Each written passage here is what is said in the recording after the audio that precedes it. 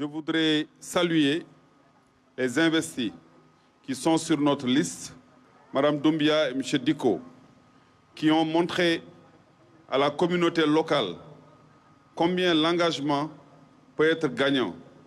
C'est dans ce cadre qu'on les a choisis pour nous accompagner, pour d'abord identifier les difficultés des populations de Bakel, les difficultés liées à l'environnement économique et social, qui en ont le manque d'infrastructures routières, le manque d'infrastructures éducatives, mais aussi des abris provisoires dans les écoles, qui en ont aussi l'immigration, avec les difficultés liées au manque d'encadrement et à l'aide au retour.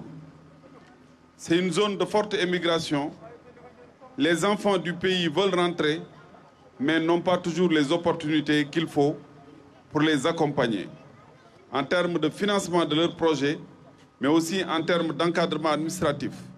Je voudrais ici préciser que nous serons les avocats de la ville de Bakel, du département de Bakel, mais aussi des populations, pour que leurs parents, qui sont partis très tôt et qui ont consacré toute leur vie et leur force à travailler pour les parents restés au pays, que ces gens-là puissent rentrer en paix s'ils le désirent, avec l'aide de l'État.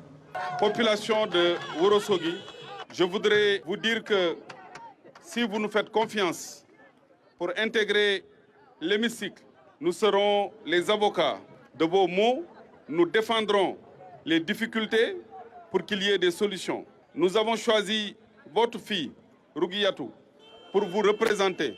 Elle a un engagement clair dans la société.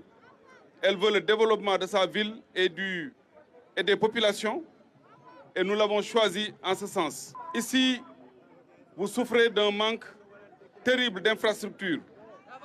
On l'a vu sur toute la ligne. Infrastructures routières, infrastructures de formation, infrastructures de santé. Les populations pastorales souffrent aussi de terrains, d'espaces où elles peuvent nourrir leurs bêtes sans des difficultés, sans des querelles avec les agriculteurs. Il est temps qu'au Sénégal, on choisisse des espaces clairs dédiés au pastoralisme et qu'on essaie aussi d'aider les éleveurs pour qu'il y ait l'agriculture, l'élevage intensif.